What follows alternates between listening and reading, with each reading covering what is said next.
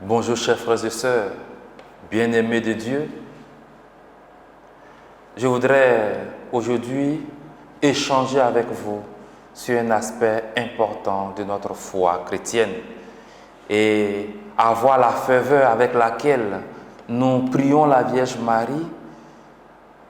Il nous arrive quelquefois de nous poser des questions, du genre, est-ce que la Vierge Marie a véritablement souffert? Est-ce qu'elle a vécu ces épreuves que nous vivons au quotidien dans notre vie? Nous qui sommes en proie à toutes sortes de difficultés existentielles, nous qui vivons des incompréhensions, des injustices, nous qui vivons des situations humiliantes. Oui, chers frères et sœurs bien-aimés de Dieu, l'occasion est donnée, en regardant la vie de la Vierge Marie, de comprendre que la Vierge Marie a été aussi, à travers les événements vécus, un modèle véritablement de foi. En effet, lorsque nous prenons l'existence de la Vierge Marie, il y a des points essentiels. Excusez-moi, je ne vais pas parler de tous les points, mais je vais parler de certains points de frustration, d'humiliation qu'elle a vécu, pour dire à quel point elle nous rejoint lorsque nous vivons ces situations, parce que dans le quotidien de notre vie, il nous arrive des moments où nous vivons ces humiliations, ces tristesses. La première humiliation, c'est lorsqu'elle est donnée en mariage à Joseph. Il se trouve que, sous l'action de l'Esprit Saint, la Vierge Marie tombe enceinte. Dans un raisonnement humain, nous pouvons nous poser la question. Je suis sûr que vous qui m'écoutez, si c'était dans notre monde aujourd'hui, on serait prompt à la juger, ou bien à juger des personnes qui vivraient des situations similaires. Parce que ce qu'on doit savoir, c'est qu'il n'y a pas eu d'acte entre Joseph et Marie est tombée enceinte. Donc, elle a été traitée de tous les noms, de femme légère. Elle a vécu l'incompréhension de la société à son endroit. Parce que pour les gens, pour les contemporains de la Vierge Marie, il était inadmissible qu'elle puisse tomber enceinte alors qu'elle n'a pas eu de rapport avec son époux. Et pour mieux expliquer, imaginez-vous une jeune femme dans votre quartier qui a son mari, qui est peut-être à l'intérieur du pays, qui fait un enfant arriver peut-être dans la cour familiale ou bien dans la maison conjugale, et qui 4 mois après déclare qu'elle est enceinte. Évidemment, vous allez la juger. Parce que notre raisonnement humain ne peut l'admettre. Imaginez-vous comment ça a été difficile pour la Vierge Marie. Elle qui a vécu des situations comme ça, dans un monde où, dans une société où il était assez difficile pour la femme de pouvoir émettre la voix. Elle a été traitée de tous les noms. Mais elle a porté ses souffrances dans son cœur. Deuxième élément pour que nous puissions nous retrouver. Elle met au monde Jésus, son fils. Mais avant de mettre au monde, elle doit parcourir des kilomètres. Chers frères et sœurs, lorsque nous avons un parent qui est ministre, qui est haut placé dans la société, nous avons droit très souvent à certains privilèges. Or, la Vierge Marie a été choisie par Dieu.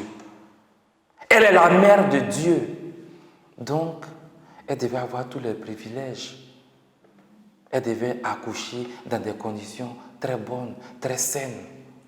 Elle ne devait pas avoir des difficultés, marcher des kilomètres. Et pourtant, la Vierge Marie a marché des kilomètres. Et pourtant, elle a accouché dans un endroit prévu pour les bêtes, avec toutes sortes de saletés, on peut imaginer. Et pourtant, elle a été choisie par Dieu. Troisième élément, c'est lorsque la Vierge Marie accompagne son fils pour la présentation au temple et qu'au retour ne le voit pas, elle se soucie de lui, de son bien-être comme toute mère. Incompréhension avec Jésus. Chose plus grave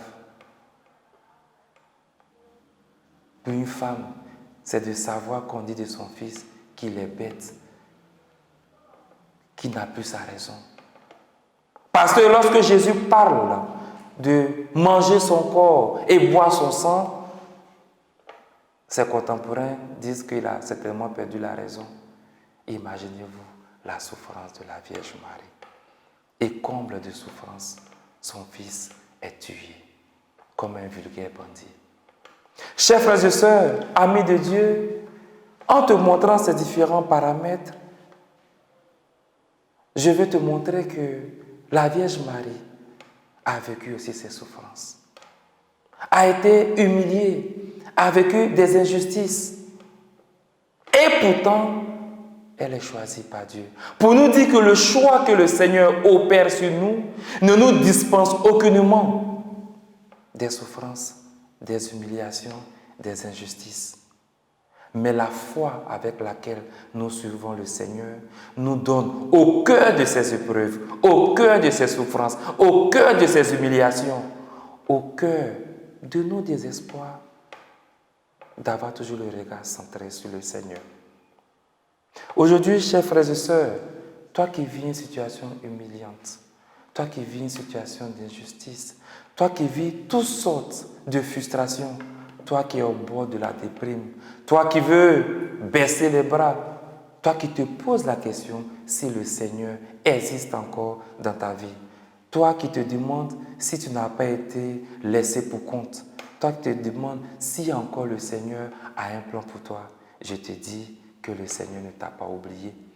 Je te dis qu'à l'image de la Vierge Marie, tu es choisi par Dieu. Tu es l'objet de son attention. Et que la souffrance, aussi grande soit-elle, peut avoir une fin. La souffrance, aussi puissante qu'elle puisse être, ne peut jamais avoir le dessus sur l'amour de Dieu pour toi. Alors, qu'est-ce qu'il y a à faire? Ce qu'il y a à faire, c'est de garder le regard toujours fixé sur le Seigneur. Lui-même a vécu cela. Lui-même a été humilié. Lui-même a vécu l'injustice. Lui-même a vécu la trahison. Lui-même a vécu beaucoup de choses. C'est pour nous dire tout simplement que suivre le Seigneur, marcher à la suite du Seigneur n'est pas facile.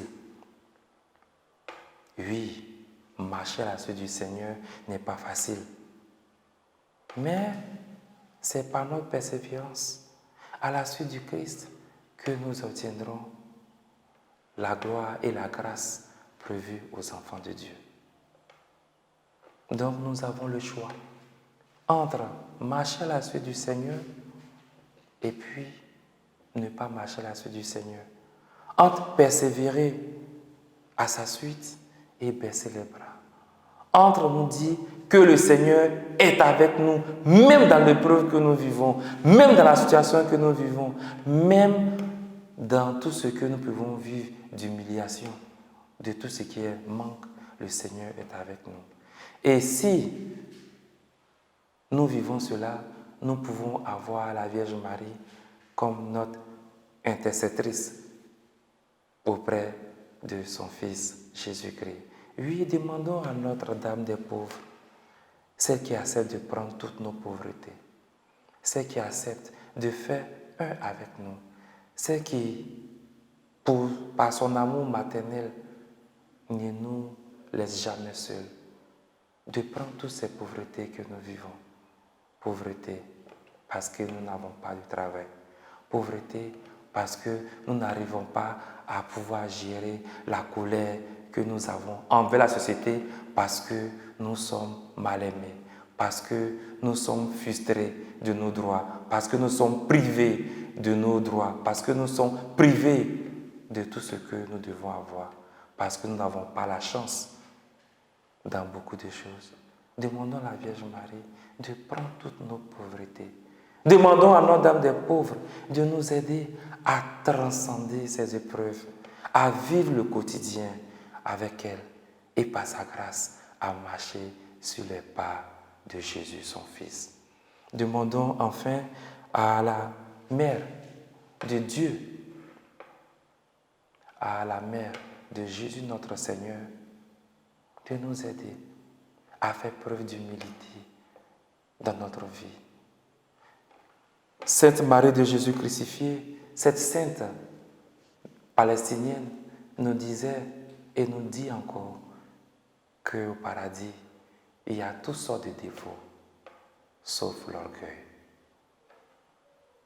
Au paradis, il y a toutes sortes de défauts, sauf l'orgueil. À l'enfer, il y a toutes les qualités, sauf l'humilité. Que la Vierge Marie, Notre-Dame des pauvres, c'est qui est le modèle de la pauvreté, nous donne de pouvoir vivre toujours cette humilité, d'être simple, d'être tout à tous, afin que, en prenant sur elle nos pauvretés, elle nous aide à être humbles pour recevoir les grâces de Jésus son Fils. Implorons donc sa grâce et sa miséricorde. Implorons le Seigneur qui est bon pour tous ceux qui se recommandent à lui. Implorons la miséricorde et la grâce de notre Seigneur. Amen.